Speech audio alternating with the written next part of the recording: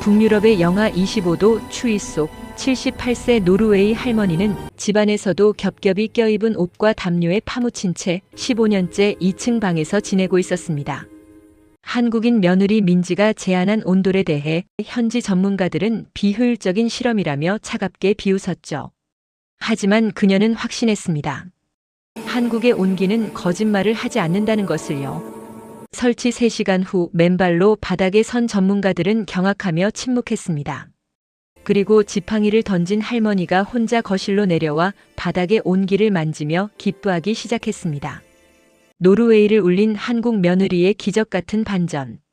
단순한 난방을 넘어 사랑을 전하는 온돌 이야기를 지금 공개합니다. 흥미로운 뒷이야기가 궁금하시다면 구독과 좋아요로 응원해주세요. 저는 에릭 한센입니다. 오슬로에서 15년째 에너지 정책 분석가로 일하고 있어요. 2024년 1월 제 책상에 이상한 보고서가 올라왔습니다. 오슬로 피오르 근처 고급 주택. 한국식 바닥 난방 설치 요청. 저는 웃었어요. 노르웨이가 난방 선진국인데 한국 방식이라니요.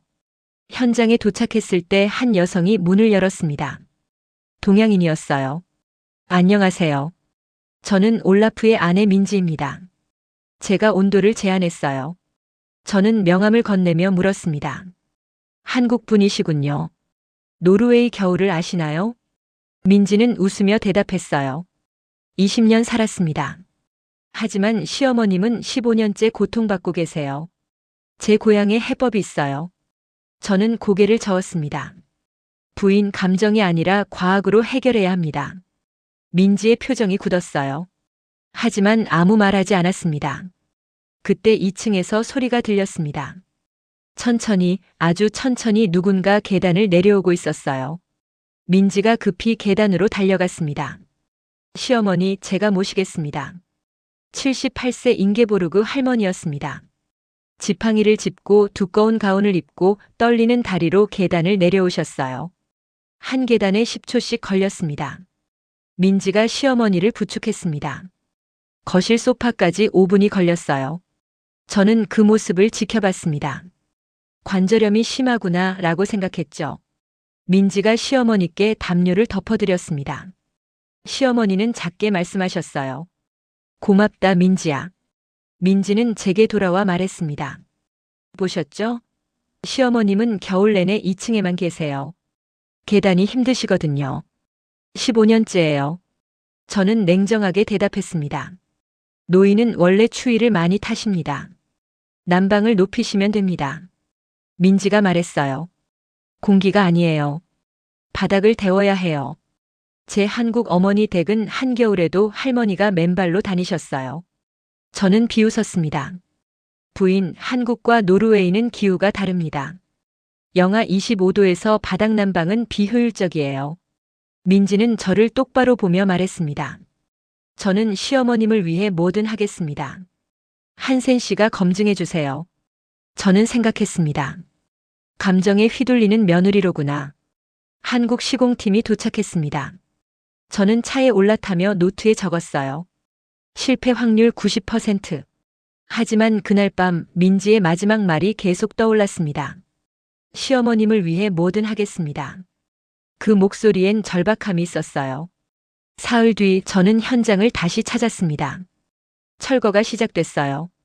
전기 히터가 벽에서 떨어지고 배관이 제거되고 있었습니다.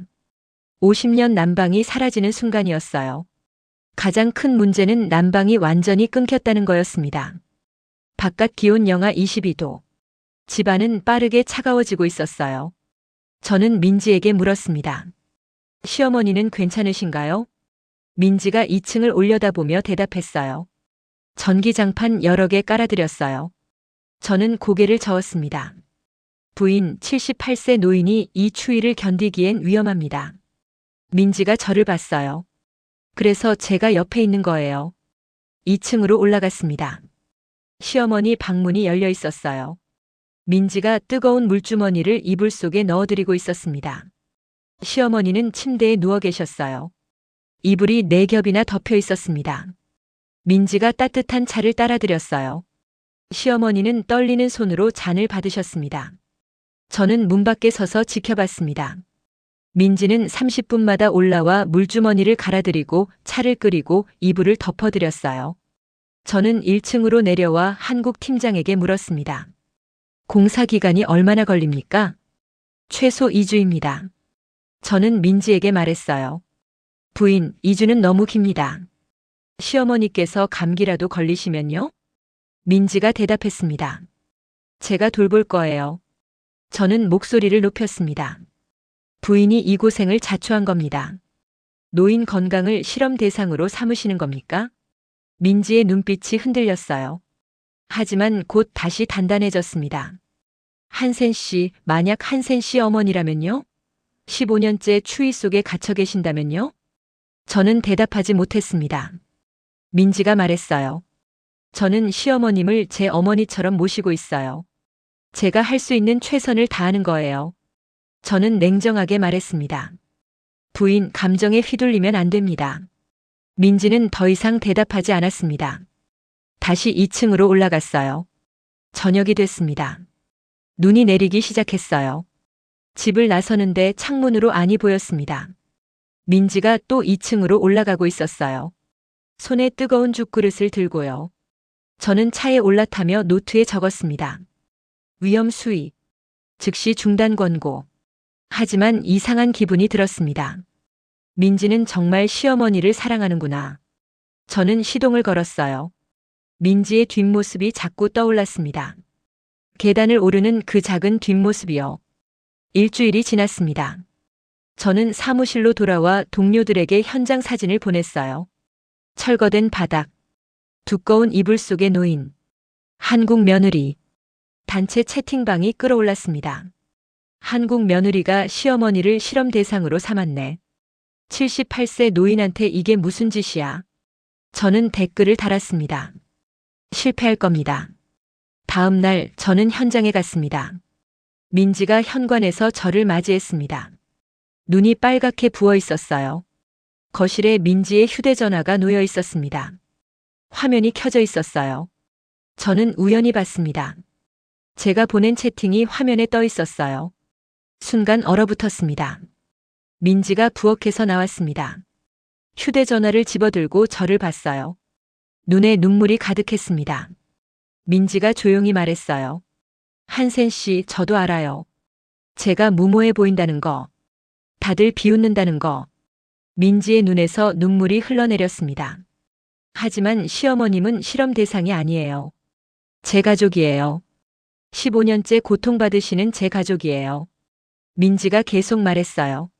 저는 제 어머니가 한국에서 그러셨어요.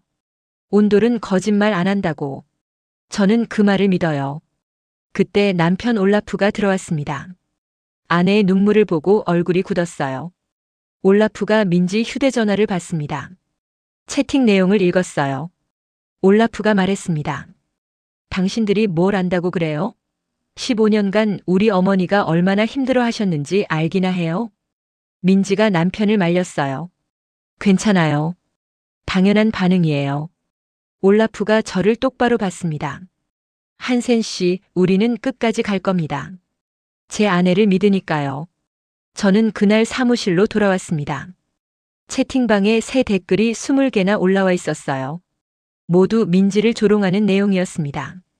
저는 아무것도 쓰지 못했습니다. 민지의 눈물이 자꾸 떠올랐거든요. 그날 밤 저는 잠을 이루지 못했습니다. 제가 한 일이 옳은 건가? 과학인가 아니면 조롱인가? 하지만 다음 날 아침 저는 출근했습니다. 동료들과 웃으며 커피를 마셨어요. 마음 한구석이 무거웠지만 저는 모르는 척했습니다. 민지의 마지막 말이 귓가에 맴돌았습니다. 온돌은 거짓말 안 한다고. 2주가 지났습니다. 시험 가동 날이었어요. 저는 현장에 도착했습니다. 혼자가 아니었어요. 5명의 동료가 함께 왔습니다. 누군가 카메라를 들고 있었습니다. 민지가 문을 열었어요. 동료들을 보고 잠깐 굳었지만 곧 미소를 지으며 말했습니다. 어서 오세요. 오후 2시 보일러가 가동됐습니다. 물온도 45도. 동료가 비웃었어요. 45도? 우리는 70도도 모자라는데. 1시간이 지났습니다. 거실은 차가웠어요. 역시 안 되네. 한국 며느리가 노인 고생만 시켰어. 저는 민지를 봤습니다. 부엌 문 뒤에서 어깨가 떨리고 있었어요. 2시간이 지났습니다. 동료가 온도계를 들고 소리쳤어요. 아직도 16도. 실패했어. 다른 동료가 카메라로 찍었습니다. 저는 부엌을 봤습니다. 민지가 구석에 웅크리고 앉아 있었어요. 혼자 조용히 울고 있었습니다. 저는 승리감이 아니라 죄책감을 느꼈어요. 남편 올라프가 폭발했습니다. 나가세요. 당신들은 15년간 우리 어머니가 얼마나 힘들어 하셨는지 몰라요. 바로 그때였어요. 한 동료가 농담처럼 신발을 벗었습니다. 맨발로 바닥에 섰죠. 그리고 멈췄습니다. 다른 동료도 신발을 벗었습니다. 말을 잃었어요. 저도 신발을 벗고 바닥에 섰습니다. 따뜻했습니다. 부드럽고 은은하고 오래 머물 수 있는 따뜻함이었어요. 동료들은 말이 없었습니다. 카메라는 조용히 내려졌어요. 그때 2층에서 소리가 들렸습니다. 잉게보르그 할머니가 천천히 내려오고 계셨어요. 혼자였습니다. 지팡이 없이요. 민지가 급히 달려갔어요. 시어머니. 할머니가 웃으며 말씀하셨습니다. 괜찮아, 민지야. 내가 할 수 있어. 할머니는 거실까지 오셨어요. 천천히 실내화를 벗으셨습니다. 맨발로 바닥에 서는 순간이었어요. 따뜻하다. 민지야. 내가 옳았구나. 할머니가 그 자리에 주저앉으셨어요. 바닥에 손을 대고 한참을 계셨습니다. 78년을 살았는데 이런 바닥은 처음이야. 민지가 시어머니 곁에 무릎을 꿇었습니다. 2사람이 껴안았어요. 함께 울었습니다. 할머니가 민지 손을 꼭 잡으며 말씀하셨어요. 민지야. 15년을 고생한 나를 이해한 건 내가 처음이야. 동료들은 하나둘 밖으로 나갔습니다. 아무도 말하지 않았어요. 저는 마지막까지 남아 있었습니다. 할머니와 민지를 보고 있었어요. 제가 틀렸구나. 완전히 철저하게 틀렸구나. 2주가 지났습니다. 저는 다시 현장을 찾았어요. 민지가 문을 열었습니다. 얼굴이 밝아 보였어요. 거실에 들어서는 순간 저는 멈칫했습니다. 할머니가 소파에 계시지 않았어요. 바닥에 계셨습니다. 방석 하나 깔고 바닥에 앉아 뜨개질을 하고 계셨어요. 맨발이었습니다. 저는 조심스럽게 인사를 드렸습니다. 할머니가 환하게 웃으셨어요. 에릭, 앉아요. 저도 바닥에 앉았습니다. 바닥이 따뜻했습니다. 민지가 차를 내왔어요. 한센 씨 보시죠? 시어머님이 이제 하루 종일 거실에 계세요. 할머니가 바닥을 쓰다듬으며 말씀하셨어요. 에릭, 이 바닥이 내 인생을 바꿨어요. 15년 만에 처음으로 계단을 혼자 내려왔어요. 저는 놀랐습니다. 혼자요? 할머니가 웃으셨어요. 바닥이 따뜻하니까 관절이 안 아파요. 아침에 눈 뜨면 제일 먼저 여기 내려오고 싶어요. 민지가 덧붙였습니다. 한센 씨, 병원 가는 횟수가 반으로 줄었어요. 관절염 약도 절반만 드세요. 저는 할머니를 봤습니다.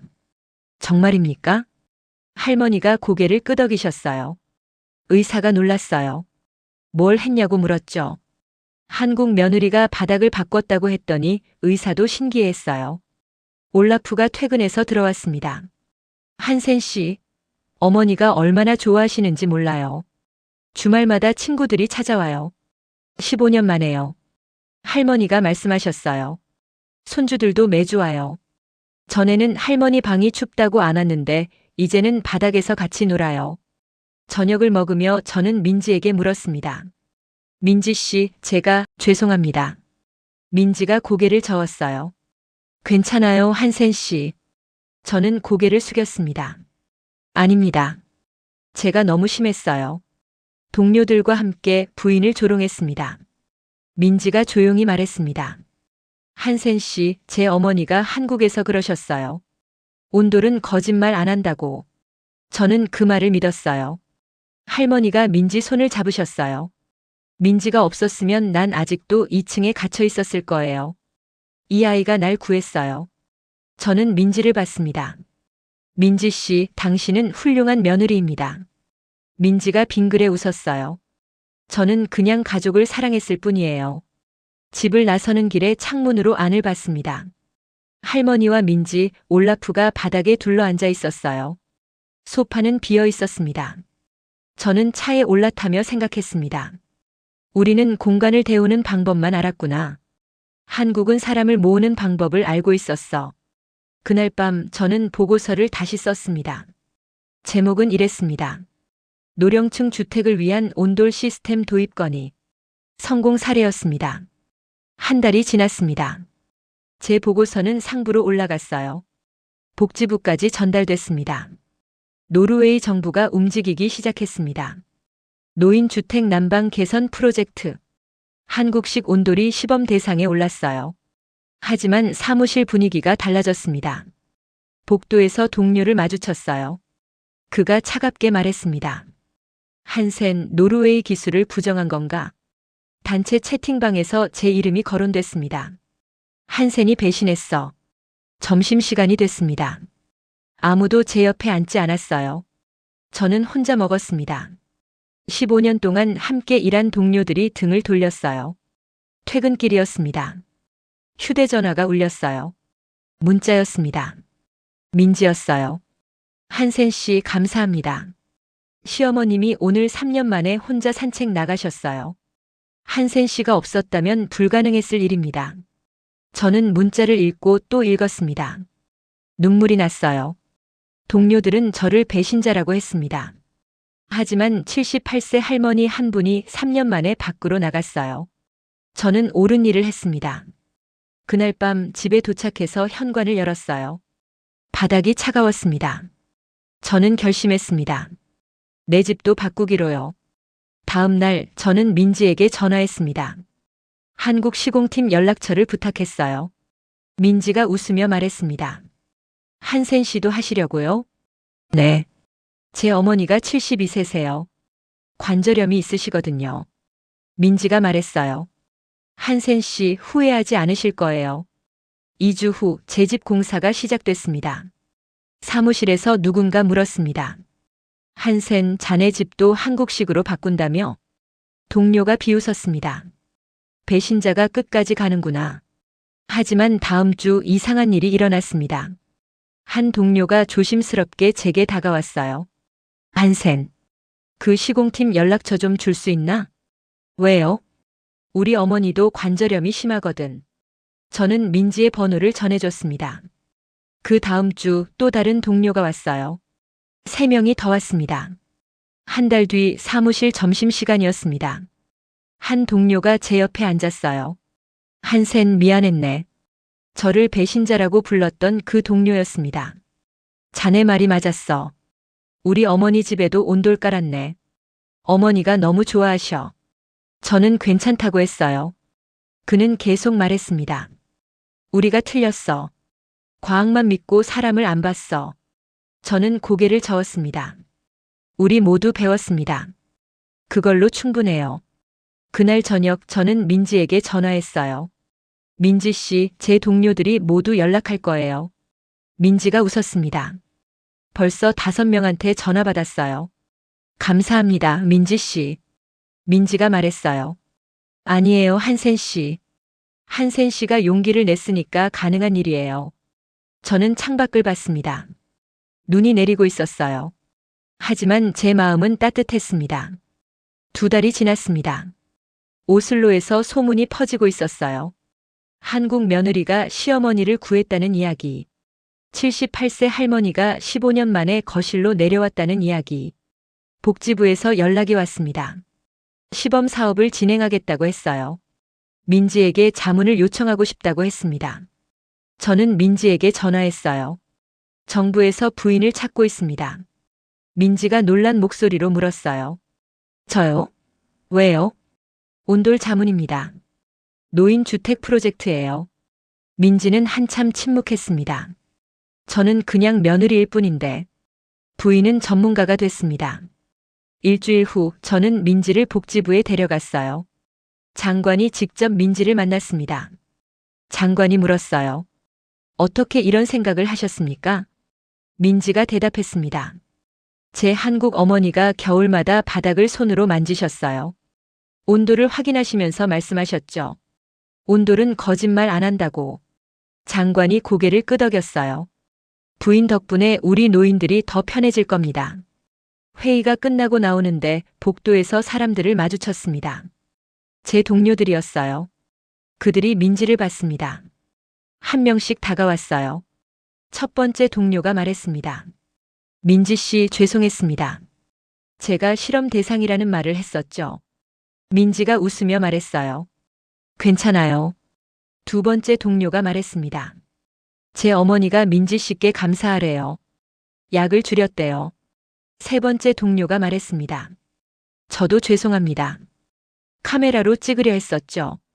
민지는 모두에게 말했습니다. 여러분, 저는 그냥 한 가족을 사랑했을 뿐이에요. 제 시어머니를 사랑했을 뿐이에요. 동료들은 숙연해졌습니다. 한 명이 물었어요.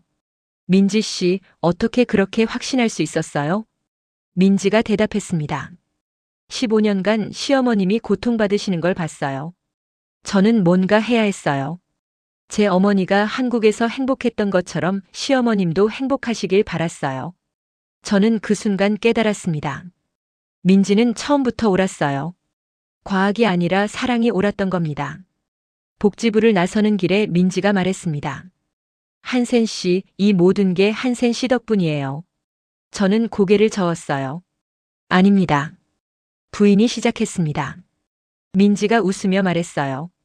그래도 지켜본 사람이 용기를 낸 건 대단한 일이에요. 그날 저녁 저는 집으로 돌아왔습니다. 제 어머니가 와 계셨어요. 어머니는 거실 바닥에 앉아 손주들과 놀고 계셨습니다. 어머니가 저를 보고 웃으셨어요. 에릭, 이 바닥 정말 좋구나. 손주들이랑 같이 앉아 있으니 가까워진 것 같아. 저는 바닥에 앉았습니다. 모두 같은 높이에 앉아 있었습니다. 저는 생각했습니다. 이게 한국이 1500년 동안 지켜온 거구나. 그날 밤 저는 민지에게 문자를 보냈습니다. 감사합니다. 당신이 가르쳐 준 건 온돌이 아니라 사랑이었습니다. 민지가 답장을 보냈어요. 한국에서는 이두리 같아요. 온돌은 사랑이니까요. 그해 겨울이 깊어졌습니다. 1월이었어요. 아버지가 쓰러지셨습니다. 병원에서 전화가 왔어요. 말기 폐암이었습니다. 의사가 말했습니다. 3개월째입니다. 아버지는 80세셨어요. 아버지가 제 손을 잡으셨어요. 에릭, 집에 가고 싶구나. 저는 아버지를 우리 집으로 모셨습니다. 첫날 저는 침대를 준비했어요. 하지만 아버지가 고개를 저으셨습니다. 거실 바닥에 누우면 안 되겠니? 저는 이불을 바닥에 깔아드렸습니다. 아버지는 천천히 바닥에 누우셨어요. 따뜻하구나. 그날부터 아버지는 거실 바닥에서 지내셨어요. 아이들이 학교에서 돌아오면 아버지 옆에 앉았습니다. 어머니는 매일 오셨어요. 아버지 옆 바닥에 앉아 손을 잡고 계셨죠. 어느 날 민지가 찾아왔습니다. 시어머니 잉게보르그와 함께였어요. 민지가 아버지께 인사를 드렸습니다. 시어머니도 천천히 아버지 옆 바닥에 앉으셨어요. 두 분은 말이 통하지 않았습니다. 하지만 바닥에 나란히 앉아 계셨어요. 할머니가 아버지 손을 잡았습니다. 아버지도 할머니 손을 잡으셨어요. 1월 말쯤 됐습니다. 아버지는 점점 약해지셨어요. 어느 밤 우리 가족 모두 아버지 주위에 모였습니다. 어머니, 아내, 두 아이 그리고 저. 모두 바닥에 둘러앉았어요. 아버지가 눈을 뜨셨습니다. 손주들을 보시며 웃으셨어요. 에릭, 이 바닥이 참 좋구나. 따뜻해서가 아니야. 모두가 내 곁에 있어서 좋아. 저는 아버지 손을 꼭 잡았습니다. 침대에 누우면 혼자야. 하지만 바닥에 누우니 외롭지 않구나. 그날 밤 아버지는 편안히 잠드셨습니다. 우리 모두가 곁에 있는 바닥에서요. 장례를 치르고 한 달이 지났습니다. 저는 민지를 만났어요. 민지 씨 감사합니다. 아버지가 외롭지 않게 떠나셨어요. 가르쳐 주셔서 감사합니다. 민지가 조용히 말했습니다. 한센 씨, 한국에서는 이렇게 말해요. 사람은 따뜻하게 와서 따뜻하게 떠나야 한다고. 민지가 계속 말했어요. 한국에서는 또 이렇게 말해요. 온돌은 사랑입니다. 저는 민지를 봤습니다. 이제 압니다, 민지 씨. 당신이 15년간 시어머니를 사랑으로 지켜왔다는 걸. 그 사랑이 온돌이었다는 걸. 민지가 미소 지었어요. 한센 씨도 이제 아시는군요. 저는 창밖을 봤습니다. 눈이 내리고 있었어요. 하지만 제 집은 따뜻했습니다. 그날 밤 저는 노트에 적었습니다. 온돌은 난방이 아니다. 온돌은 기술이 아니다. 온돌은 사랑이다. 사람을 중심에 두고 함께 모으고 외롭지 않게 하는 것. 한국은 1500년 동안 이렇게 살아왔다. 그리고 이제 노르웨이도 배우고 있다. 한 한국 며느리가 가르쳐준 사랑을요. 오늘 전해드린 한국 며느리의 기적 같은 이야기가 마음의 온도를 높여드렸다면 구독과 좋아요로 따뜻한 마음을 나누어 주세요. 여러분의 응원은 더 감동적인 이야기를 만드는 큰 힘이 됩니다. 시청해 주셔서 감사합니다.